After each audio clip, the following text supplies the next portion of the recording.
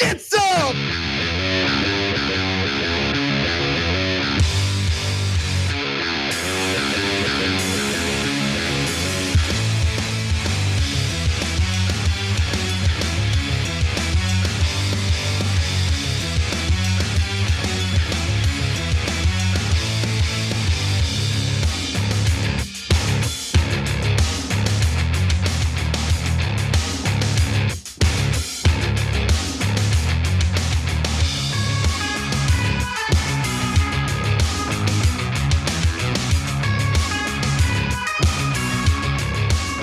All right, well, Uygur, Happy New Year, guys. I've been on the air for this whole year.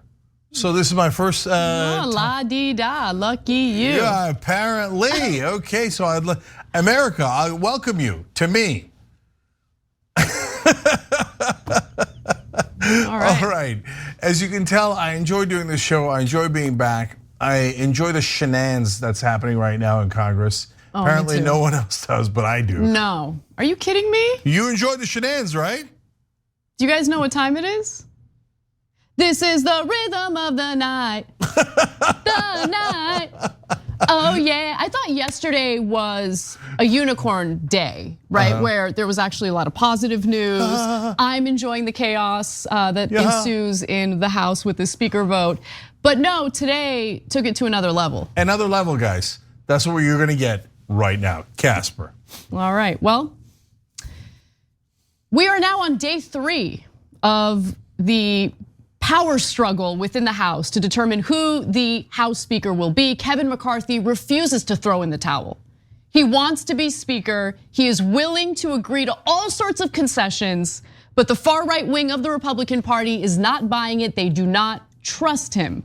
So as we speak, the House is getting ready to head into their 10th vote on Kevin McCarthy. 10th vote. He's already lost 9 votes, but he just won't give up. And nor will the MAGA wing of the Republican Party, the Matt Gaetzes and Lauren Boeberts, they are not interested. So let me talk a little bit about the concessions, what he has agreed to, and how they're still not buying it. But before I do, this is a hell of a line. Tensions continue to run high within the fractious conference, with one member recalling another GOP colleague telling them, I wouldn't pee, although he said a different word, on them if they were on fire, referencing the holdouts.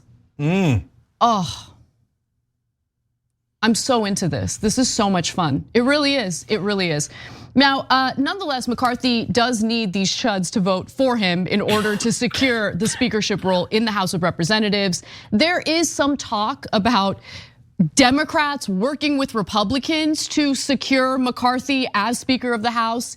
I wouldn't be surprised if there were enough Democrats to do that, because Democrats are so pathetic and they would never cease to turn a fun story into a not so fun story. But nonetheless, let's talk a little bit about McCarthy's concessions and how the concessions don't really matter for the holdouts.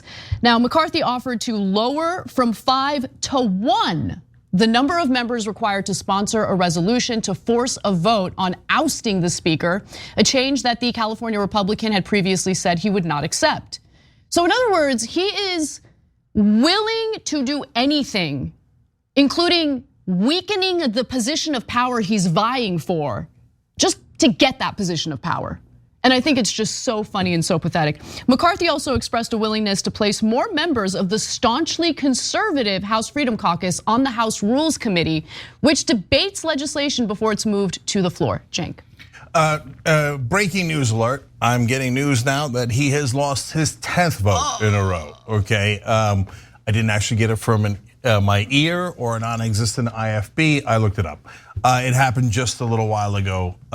So the losses are piling up, piling up. Look, there's 1,000 things to say here.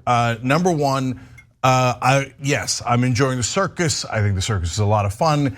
I think that it's largely irrelevant because I think the two factions actually completely agree with each other, which is that the rich are awesome and they should get everything that they want. In fact, the two things that are the top priority for both wings is cutting the IRS so that rich can cheat on their taxes more. We're gonna talk more about that later in the show. So all of this is theater anyway, right? Like, oh, I'm gonna serve the rich better. No, I'm gonna serve the rich better. And meanwhile, mainstream media is like, oh no, this is a real battle. No, what's the battle about? What's the policy differences? That's such a great point, Cenk, because again, ideologically, the two wings of the Republican Party, the so-called moderates and the MAGA faction, are aligned policy-wise, politically speaking. They might be a little different rhetorically, right? Which I guess makes the moderate wing of the Republican Party slightly better because they're not going around promoting Christian nationalism in America like Lauren Boebert has. But what's really going on here is the holdouts just don't trust Kevin McCarthy because Kevin McCarthy has been a weasel who has tried to play these two sides the entire time. And the two sides aren't stupid, right? Especially the holdouts. They're like, no, you keep trying to play us and we don't trust you. So he keeps trying to court them with all sorts of concessions. They claim they're looking for concessions, but at the end of the day, they don't care about the concessions. They don't. That's why he keeps agreeing to things they claim they want. And then they turn around and say, nope, under no circumstance, I'm not interested. Yeah, and so look, if there was a policy difference, what they should do right now is pick one policy and say, I want this, you give me this, you give me absolute confirmation that we're gonna pass this thing, not just propose it, but pass it. And then, okay, you could be speaker, because they don't have an alternative. There is no second person who agrees with the smaller faction. They can get another one who's just like McCarthy, Steve Scalise or someone else that'll do literally 100% of what McCarthy would do, right? So in order for them to win anything, they have to have a policy demand and stick with it. Apparently they have a couple of policy demands that are around the edges, like to vote on term limits, to vote on one- right-wing border policy. Yeah, border policy, immigration issue, right? But they're not guaranteeing a win, and they could if they wanted because they have enough votes in the House. They're just saying, okay, we'll give you a vote on it. And still, the smaller faction says no. In fact, McCarthy pulled a Democratic move. He gave them concessions without knowing if they were gonna vote for him. There was a kind of a preemptive surrender on that. And they all, every one of them voted no anyway. So just gave and gave and gave and got nothing back. You know why? Because they don't have a policy difference with you. They actually love the rich just as much as you do. Their difference is, yeah, I didn't like him. I want to fundraise off him, and I'm the most right wing. Hey, everybody, I'm the most right wing. I'm the craziest. And by the way, they are. They're definitely fundraising off of this. So it's for political clout with the MAGA voters in the Republican base. It's to get their names out there even more than they're already out there. I mean, Lauren Boebert went on a press tour just last night. Another story we'll talk about a little later in the show. So there's a grifter element to it for sure. But there's also, in my opinion, based on what I know about McCarthy's past, the way that he tried to play both sides, I think that there is a credible and understandable complaint about McCarthy coming from the holdouts because they don't trust him. They see him as a weasel. And if I were in their group, I would understand where they're coming from on that alone. So Anna did a great breakdown yesterday of McCarthy's record of being just a perfect weasel in politics, playing both sides throughout the entire process. It was like, so you should check that out on YouTube or Facebook. It's excellent. But also keep in mind, they're all politicians. They're all weasels, right? So is it like, oh, they have found out that Kevin McCarthy is the one guy without principles in DC? None of them have principles.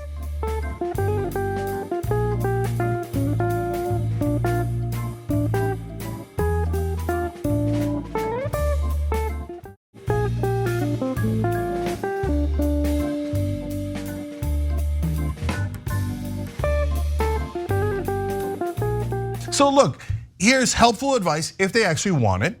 Matt Gaetz actually has one thing that he's proposed that's really good, his anti-corruption measures. You know why, by the way? He doesn't take any PAC money. So he's terrible on everything else, but since he's not corrupted by corporate money, he actually has a really good anti-corruption proposal. If you want it, and by the way, it would give him such a moral high ground. He could say, I'm okay with McCarthy, but we're gonna pass these anti-corruption bills. Then he'd get all of the American people on his side, he'd get the right-wing base on his side, he'd get the rhetorical advantage on his side, And all of a sudden, it would seem like they were doing this for some reason instead of fundraising, ego, and being childish, right? But he hasn't done that, and none of them have done that. You know why? Because they don't Because actually they don't mean it. They don't mean it, exactly. That's why, I mean, when you started talking about that, I'm like, it's very sweet that you would fall for any argument coming from Matt Gaetz regarding corruption. Sweet. Like I'm often called sweet. Yeah. Especially by Republicans. By the way, speaking of Matt Gaetz, so all these concessions happen, and even after all those concessions, you have Matt Gaetz who decided to basically vote for someone else for Speaker of the House. Let's watch that moment. Gaetz. Donald John Trump. Trump. So he nominated Trump for Speaker of the House.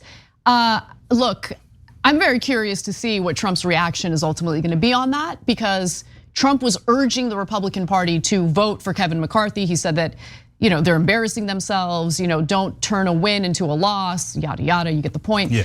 But now it's like, maybe.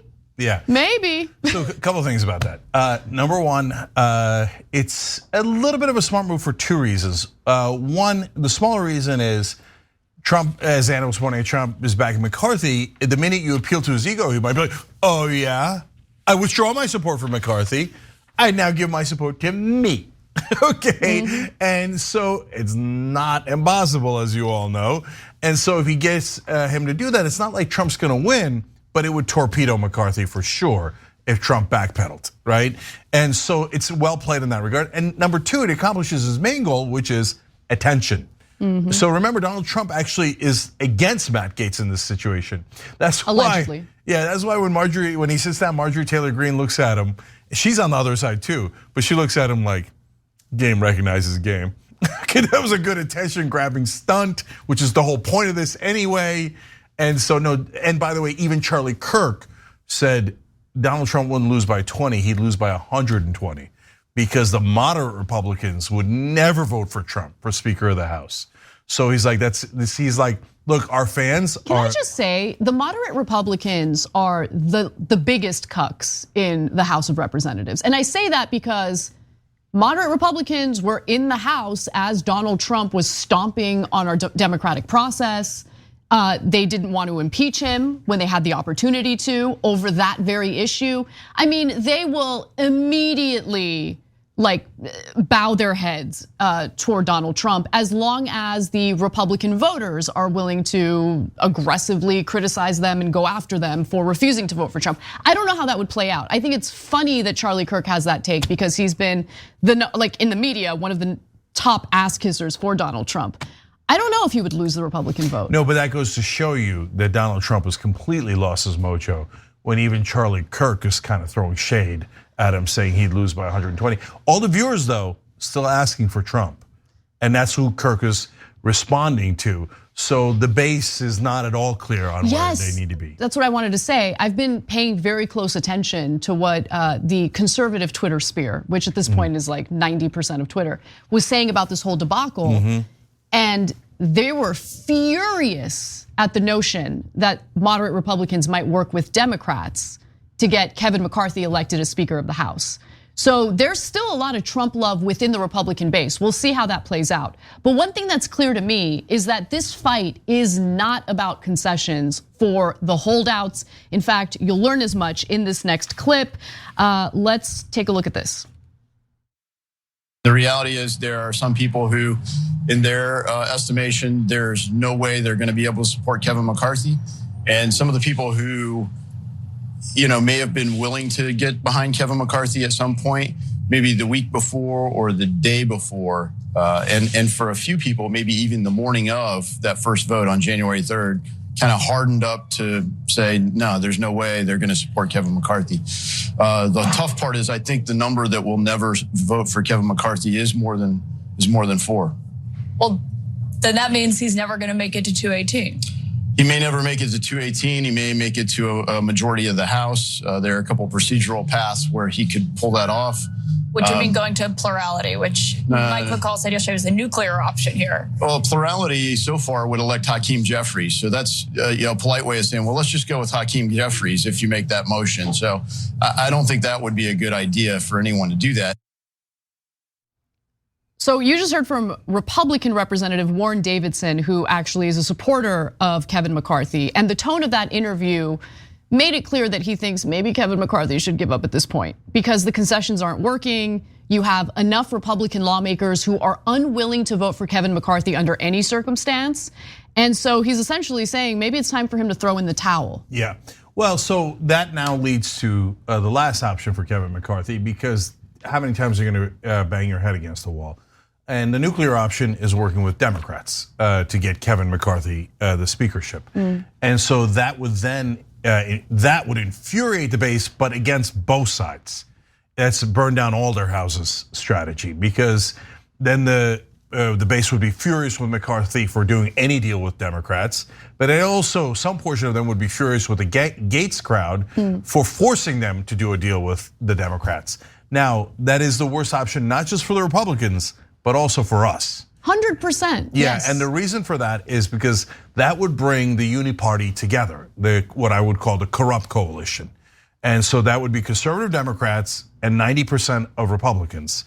And those are the exact core of Washington that will do anything for their donors, right? Those guys agree in reality, 100% with each other on economic issues to serve their donors. And they would get mainstream media love like you wouldn't believe.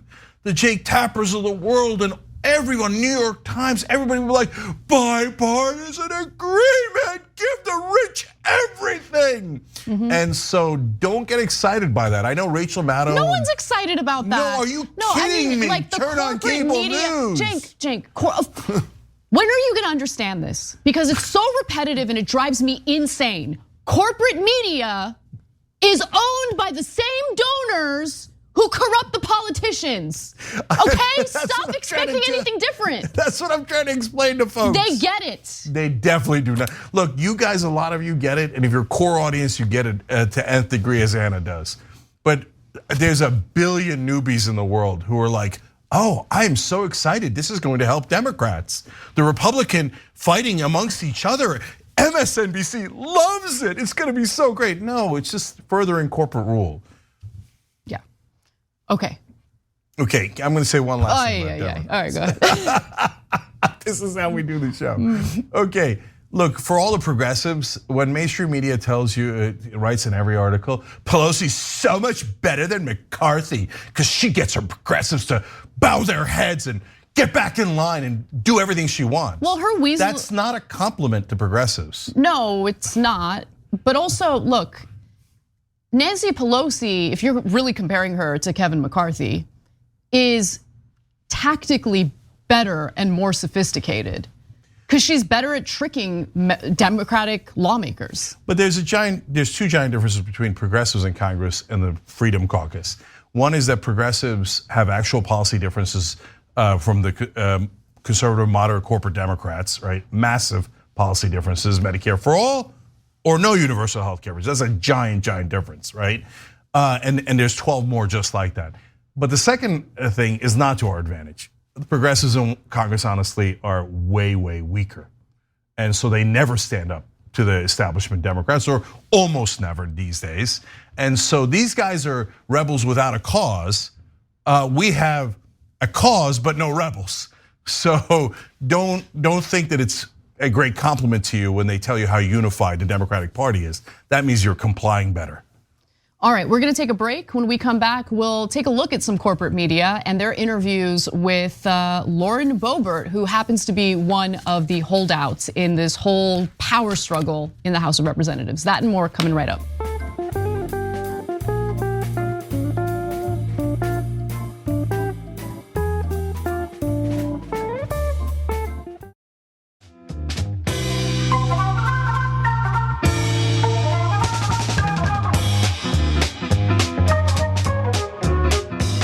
Back on TYT, Progressive Canuck gifted a Young Turks membership in the new year because he's an American hero, also a Canadian hero.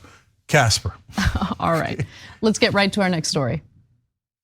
You haven't answered my question. So if you have, you cannot demand more responsibility. Yesterday you supported Jordan. Today you're supporting Donald. That's not the way this works. We need a check and a balance on the third in line. Who is your let's have a final answer. Who do you want to be Speaker of the House? For the conference to decide. We need to come together. Who do you want? I'm asking who you want. The Republican establishment, which includes right-wing media like Sean Hannity, big mad over the McCarthy holdouts in the House, real upset at the embarrassing Republican circus that continues to play out, a multi-day level circus. It's amazing, I love it. Hannity, not so much. And so he thought he'd have Lauren Boebert on, again, one of the holdouts, to scold her for not bowing her head and playing along to essentially allow Kevin McCarthy to gain that powerful position in the House of Representatives. Now, it's a little bit of an exhausting interview because it's the same question, the same conversation over and over again. They go around in circles. Let's watch how the interview begins. And I want you to note the question that Sean Hannity asks Lauren Boebert because, again, you're gonna hear it many more times. Town Hall quoted you today saying the president, you said complimentary things about President Trump, needs to tell Kevin McCarthy that, sir, you do not have the votes. It's time to withdraw. Let me turn the tables, Congresswoman. Kevin McCarthy has 203 votes. Your side has 20. So if I'm going to use your words and your methodology and your math, isn't it time for you to pack it in and your side to pack it in, considering he has over 200 and you have 20? Sean, I understand the frustration. I promise you, but I'm not frustrated. He You does didn't not have answer the my votes, question. and we are hearing from many people who are still voting with Kevin McCarthy. You're not answering my question. Of what we're doing, and they're cheering us on. So there are more for us than are against us, and they are waiting for Kevin to cave. Okay. So look, I hate everybody, right? Like I can't stand Lauren Boebert, can't stand Sean Hannity. You know, in the context of this conversation, the worst person, in my opinion, is the man who enabled the MAGA wing of the Republican Party for years. The same group of people, the same lawmakers that Sean Hannity provided cover for, the same lawmakers that Sean Hannity knew were destructive, knew had no real, political strategy in mind, don't really care about the American people. He just wanted to kiss Trump's ass, and that required him to also kiss the asses of the Republican lawmakers who were Trump loyalists, people like Lauren Boebert, who, to be fair, over like the last day, she took a jab at Trump. But at the end of the day, watching conservative members of the media have these meltdowns over the embarrassing circus that's transpiring in Congress is one of the most delicious things I've ever experienced in my career. Because you made your bed, so now you must lay in it, okay? So if you're gonna have a little temper tantrum on your own show, please do so, because I'm enjoying it. I hope others do as much as I do. Yeah. But like, I love the fact that they empowered, they emboldened, they enabled the growth of the lunatics in the Republican Party, and now they're turning around and saying, I can't believe that you guys aren't agreeing to something that would, save the Republican Party embarrassment, that would allow the Republican Party to investigate Hunter Biden's sex life. How dare you, kind woman, how dare you? So I've got an interesting blackjack analogy coming up in a second. But first, my favorite part of this story is Hannity going, I'm not frustrated. I've never seen him do that with the desk ever. Because usually he has like almost 99.9% of the time friendlies on that come and go, oh yeah, we're the best, the right wing's the best, left wing's the worst, oh we hate all black, brown, and gay people, oh yeah. So now he's got someone he doesn't agree with, and all of a sudden he's like, I'm not frustrated. So you're definitely frustrated, brother, okay? So now in terms of the blackjack analogy, here's what's happening with right-wing media, who almost always win in these battles. What do you mean? Like they're not even in the battle, are they? Yes, they are, of course they are. Whichever side right-wing media goes to wins. So they went to Trump and Trump won. Now they're backpedaling out of Trump, But in this particular case, most of right-wing media is on the side of Kevin McCarthy. Yep. So now all of a sudden, these little goblins and gremlins that they created, they're like, okay, now get back in the closet, get back in the closet. Okay, everybody. So what's the blackjack analogy? Well, if I'm winning, I push my luck, right? And I push all the way until I start losing again a little bit, and then I stop, okay? So this is what the incredibly rich Republicans are doing. They pushed over to window all the way to the right, to the maniac, lunatic Charles Manson right for maximum tax cuts, maximum deregulation, everything they wanted, right? And then the 2022 midterms happened. Right, and now they realize, okay, we've gone a little too far.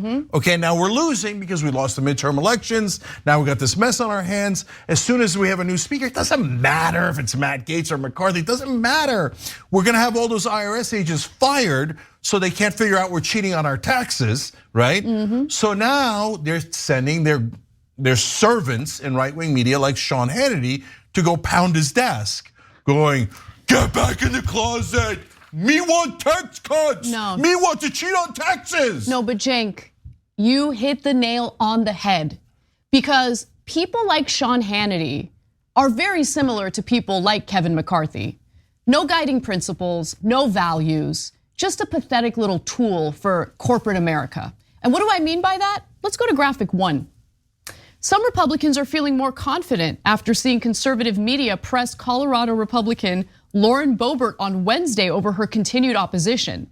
They think continued pressure from influential media members, as well as donors who are being encouraged to make calls, could flip some of those more open to McCarthy's concessions. Now, that was published earlier today in the morning, before Kevin McCarthy lost his 10th vote to become Speaker of the House. So yeah, I mean, Sean Hannity is serving as a tool for the corporations that bribe the Republican Party. That's exactly what he's doing. Yeah, and guys, look, it's actually quite literal, of course, because advertisers are the major corporations that fund right-wing media. And so at the end of the day, and by the way, the owners of right-wing media are almost all billionaires. So at the end of the day, they're gonna have their own perspective, and their perspective is those of incredibly wealthy people and corporations. So when they were backing Trump the whole time, remember, that's what corporations and incredibly wealthy people actually wanted. That's why they paid their servants in both right-wing media and, let's be honest, mainstream media to go, oh golly gee, there's nothing Democrats can do. Oh, he passed a $2 trillion tax cut for the rich. Well, oh look, that's the only thing he got done, right? And now they've gone too far, and they're hurting the rich, getting even more money, and that's why Hannity and all the rest of right-wing media is trying to stuff them back into the closet, because they're just servants for the rich. Now, I want to skip ahead to the MSNBC interview with Lauren Boebert, because what I found so fascinating about this video was just how similar the liberal cable news channel was to Sean Hannity. Okay, so let's watch and you'll see what I'm talking about. Dan Crenshaw and these other Republicans, do you see yourself working with them again? In the last 24 hours, he's called you the enemy, and he said you'd rather work with Democrats than Republicans. He thinks you're doing all of this for attention, and let's be honest, you've never been on with me before. I've seen Dan Crenshaw work with Democrats on red flag laws. So, I mean, this is just how things operate here. We are going to come together. We are going to be stronger than ever. We're going to handle the issues that the American people care about. We just need to elect a speaker.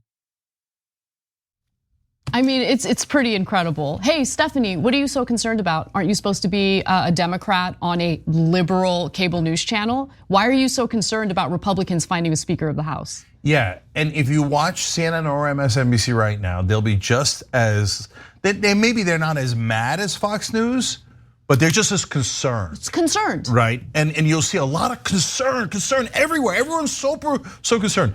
What is the one policy issue that is underlying all of this, and why that extreme right wing has gone too far for the very rich? The debt ceiling.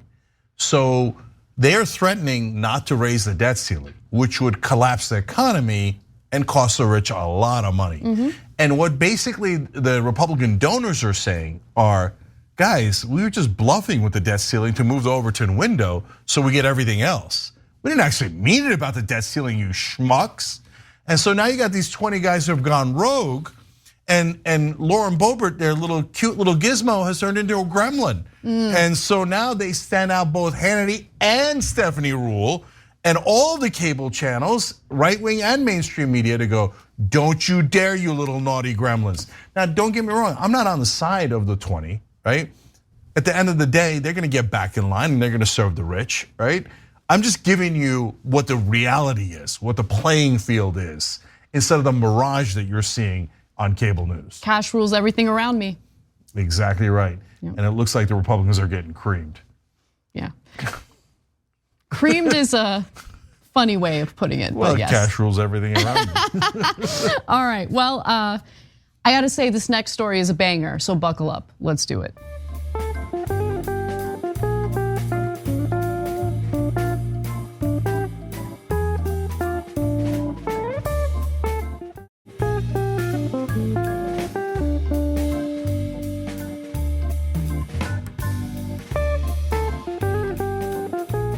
Here's what I think is going to happen. We're going to be doing this for a long time. I just came out of a meeting with approximately 80 to 90 people. I call them Main Street Republicans. And we said, if you're not committed to do this to the very end, go ahead and just leave. We're not going to hold it against you. But every single one says, we're here until the very end. We cannot allow 20 people to hold us hostage, act as political terrorists. We cannot cave into that. He just called Republican holdouts political terrorists. The person you just heard from is Representative Don Bacon, who seems to be a bit of a Kevin McCarthy loyalist because he voted in favor of Kevin McCarthy becoming the next Speaker of the House every single time, and they have voted 10 times already.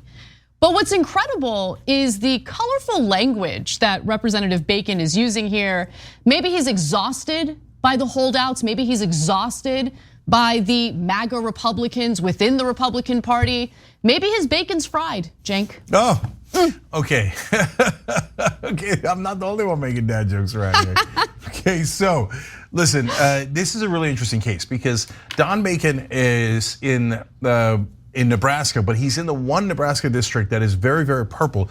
Cara Eastman, a Justice Democrat, almost beat Don Bacon 2 cycles ago and 3 cycles ago. They went head to head and it was decided by a couple points each time. So Don Bacon has a vested interest in appearing moderate. Now he doesn't actually vote moderate, he voted with Trump all the time. He votes for the rich, he votes for every extreme policy, but he works together with conservative Democrats to make it seem as if, oh, only the crazy people wouldn't agree that we should give everything to the rich. In fact, a corporate Democrat who was running in the primary against Cara Eastman, once they found out that Cara Eastman was leading in the polls, he did an ad for Don Bacon to make him look more moderate, okay?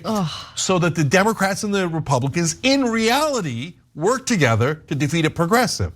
And so now Don Bacon is the leading guy going, maybe we should work with Democrats. And at the end of the day, it's all the same policy anyway, guys. Exactly. Yeah. Certainly when it comes to bread and butter issues, when it comes to foreign policy related issues, there are a lot of similarities there. Now, 2 days ago, he told a local radio station, well, he used similar colorful language to describe the holdouts. You don't negotiate with terrorists, he said. It's all been unilateral concessions and they keep moving the goalposts. They keep putting in new demands, and I just think at some point you've got to stand up to that. Yeah, okay, but this. What does that mean you've got to stand up to that? Like you can't beat them like physically to submission, right? They're holdouts, they refuse to vote for Kevin McCarthy. At some point, the two sides, the two very different sides allegedly need to come together and agree on someone that they would likely support. Look, on economic issues, all there is one giant blob and a couple of progressives who are too scared to fight. Let's be honest, okay? Too weak to fight back, okay? But the giant blob is all the way from Justice Democrats all the way to Matt Gaetz. All of the Democrats outside of the progressives, all of the McCarthy wing, And in reality, the Matt Gaetz wing, except for things like the debt ceiling, et cetera, that they've now gone rogue on, they all agree, give everything to our donors. Everything. And mainstream media agrees, everybody in Washington agrees. So at the end of the day, it doesn't matter if McCarthy wins, another Republican wins, if the Democrats vote with McCarthy, the conservative Democrats do or not.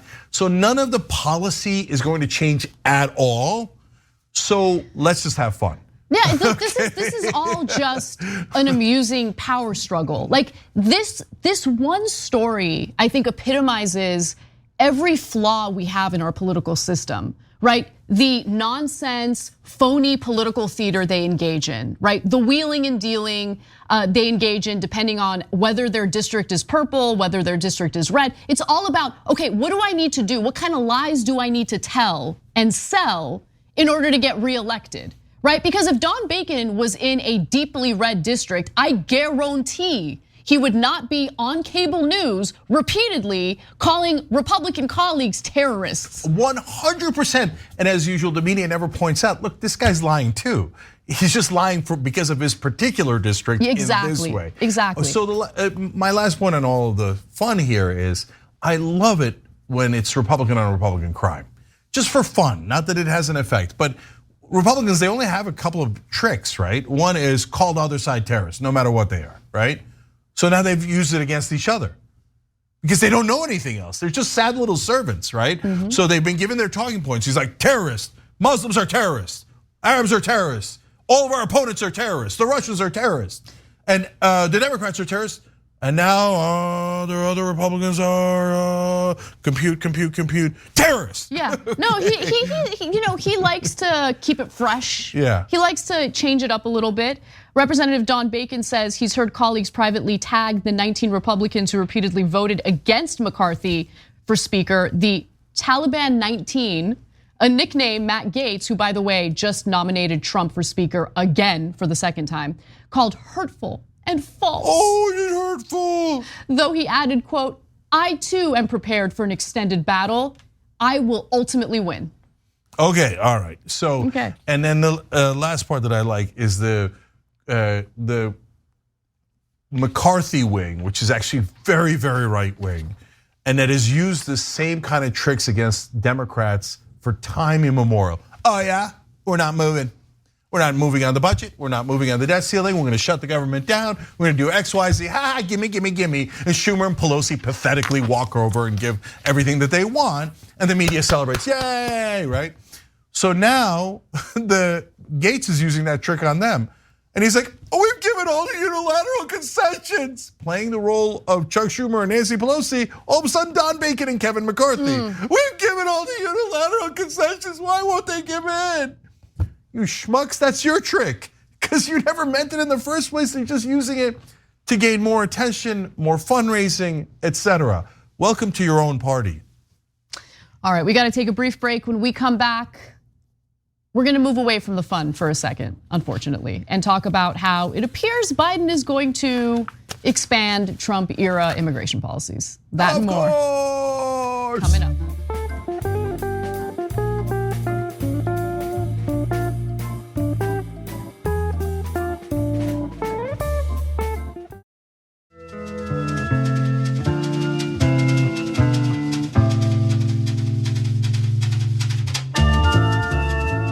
All right, back on TYT, Cenk, Anna, Boebert, and Dawn of SCP with you guys because they just joined. They hit that beautiful join button below the video if you're watching on YouTube.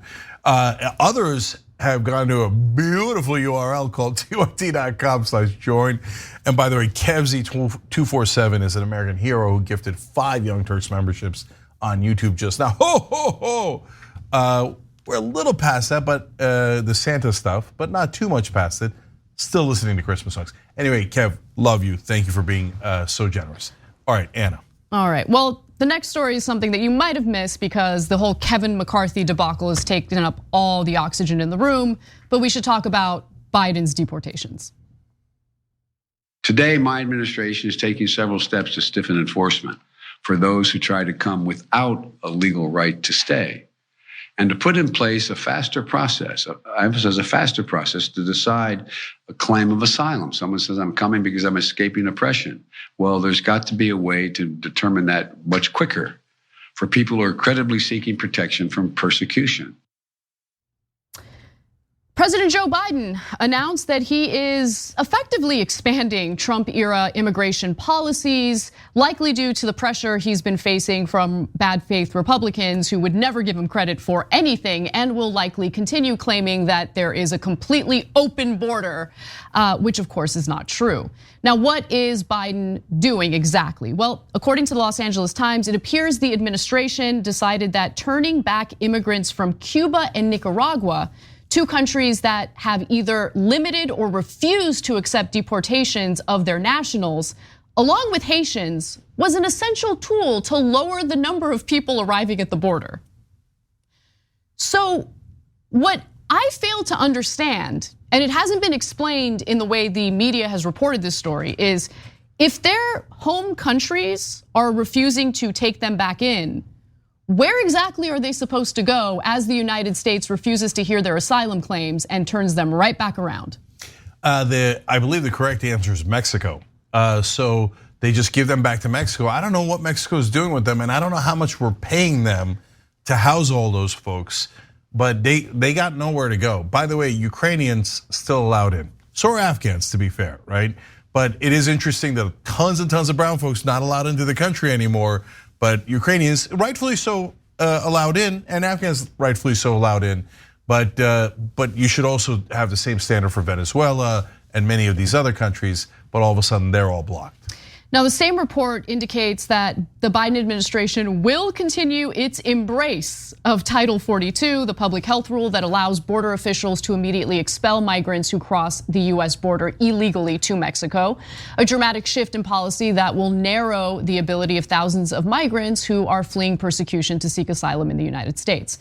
So to be fair to Biden, part of the reason why he is continuing to honor Title 42 is because he's essentially forced to by the Supreme Court, which decided to keep the policy in place indefinitely until I guess there's a better solution to the flow of migrants coming to the southern border.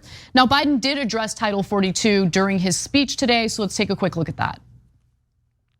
They've been turned away, they go back, they try again, they try again. Well, they can and they do try to re-enter the United States again and again, which makes the problem that borders at the border even worse. And under the United States Supreme Court decision, a case on Title 42 later this year, my administration will make a decision, finally, what to do about Title 42. In the meantime, my administration will continue to use that authority as the Supreme Court has required. And until Congress passes the funds, a comprehensive immigration plan to fix the system completely, my administration is going to work to make things better at the border using the tools that we have available to us now. Look, Cenk, on one hand, it's frustrating to see the weakness of Biden's administration when it comes to this issue. It's also incredibly frustrating to see the clear difference in how the media handled the way Trump dealt with immigration and how they're so different when it comes to Joe Biden. For some reason, when a Democratic president is being vicious to migrants, it's okay. When a Republican president is being vicious to migrants, not okay. Yeah. Pretty interesting stuff there.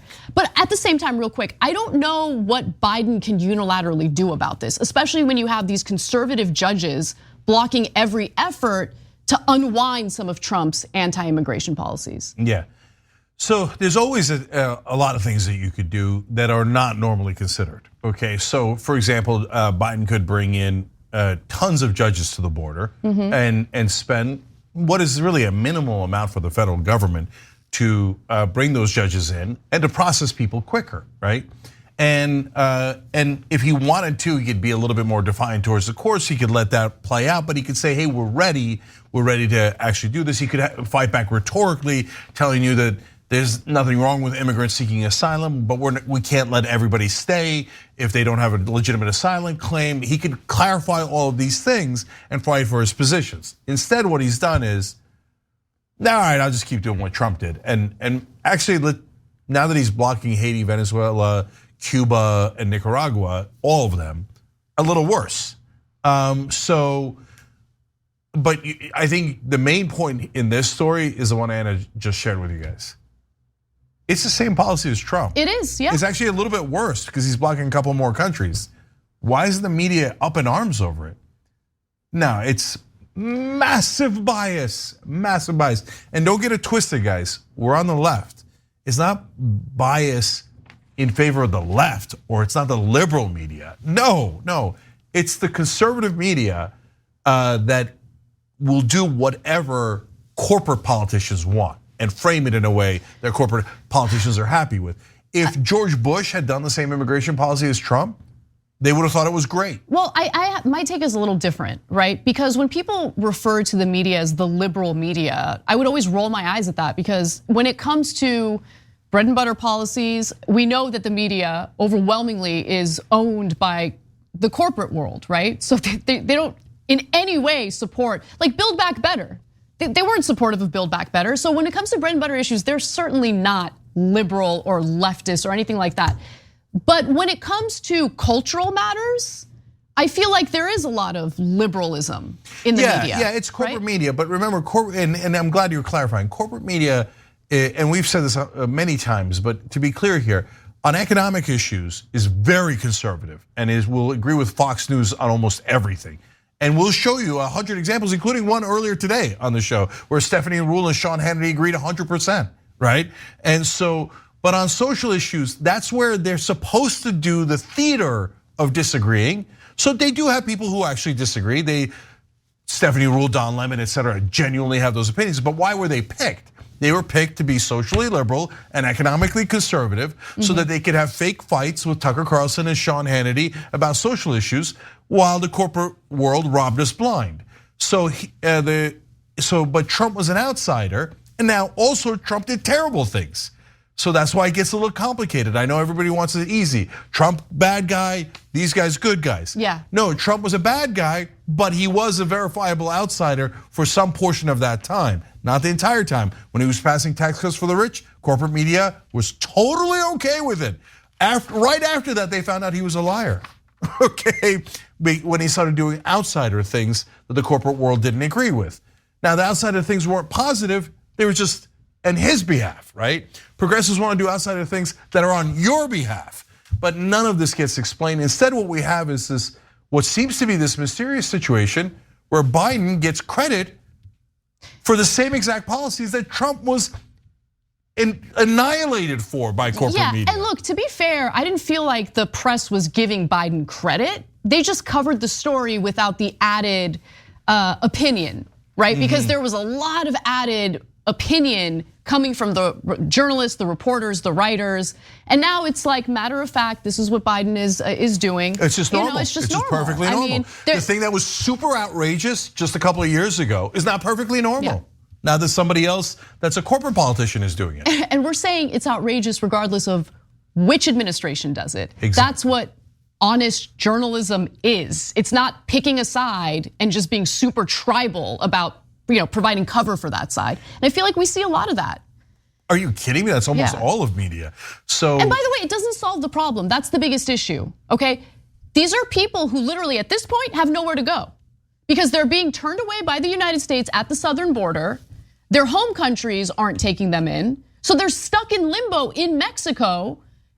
Are they does the United States government think they're just gonna magically disappear and go away? No, they're gonna try to come back into the country through illegal means. That is the way that it works. That's what's gonna happen. When people are desperate, they will do anything to get to safety. And that is likely what's gonna happen. And then you're gonna hear members of both parties whine and cry about it because they neglected their jobs. They didn't do their jobs. They didn't pass any immigration reform. They just kept kicking the can down the road for decades. For decades, the immigration battle's been going on literally for decades with no solutions. Yep. I can't stand these guys. Let's go back to talking about McCarthy. Okay, that's why I don't care about, oh my God, they can't get any official business done. What business are they gonna get done? What are they gonna do? What are they gonna do? All they've done over the last, I don't even know how many years, how many administrations, is cut taxes, deregulate. all they've done. Yeah, that's it. It's okay. All right. It's okay. They can go on with this fight as long as they'd like. At least we're being entertained. Yeah, one last thing. You know what the press is celebrating now? The bipartisan tour that McConnell and Biden are doing for the infrastructure bill. The infrastructure bill has some good parts to it, but overall, it's a giant shoveling of money towards other corporations. So and even McConnell and Biden are very different. Oh, God, they're always fighting. No, they're not. They just shovel tons of money to their mutual donors, and now the media's like, yes, look at wonderful bipartisanship. Let me just say one other thing about that, okay? I love how we always have to do that caveat with the bipartisan infrastructure bill. Like, it has some good things in it, some good things. Okay, mark my words, this is a prediction. You guys note it, the date, the time, because we're gonna go back to the video at some point, okay? Because as these programs are rolled out, which require public-private partnerships, oh, it's gonna be a disaster. Take a good look at how public-private partnerships for housing have worked out in Los Angeles County. Okay, bunch of developers padding their pockets. No affordable housing has been built, or a very tiny amount of affordable housing has been built. I guarantee you 100% of it, for the most part, going straight into the pockets of private corporations. That is where our money's gonna go. Okay, and I'm sick of all of the Democrats coming at me for saying it when we all know it's true. If they were real about creating jobs, building infrastructure, they wouldn't do it in a way that funnels billions of dollars into the pockets of these corporate executives. Rachel Maddow was on the air the other day saying, it's incredible how much Biden has gotten accomplished. Right. Incredible. He's like, this semiconductor bill. All that does is take $50 billion of our money and give it to the semiconductor industry. You might think that it's necessary. That's an interesting and debatable point, but it's not like we got the money. No, they took our money and gave it to incredibly wealthy corporations, incredibly profitable corporations. And by the way, right afterwards, Intel said, we were kidding, and cut $8,000 jobs, 8,000 jobs. Okay. Also, there were no protections in place to ensure that these corporations don't ship those chips to other countries. There was one regulation preventing those chips from being exported to China, but any other country that is in shortage, I mean, just like the oil companies, they can go ahead and sell to the highest bidder. Everything they pass is taking money from us and giving it to their corporate donors. Everything. I just solved all the politics for you. Look, I want to go back to having fun. So let's take a break. But before we do, let me just say what we're going to get into in the second hour. Laura Ingraham gets embarrassed by a guest that she invited on her own program. Lots of fun. And then at some point, we'll talk about, no, that's not a fun story. Just come back, okay? I'll see you then.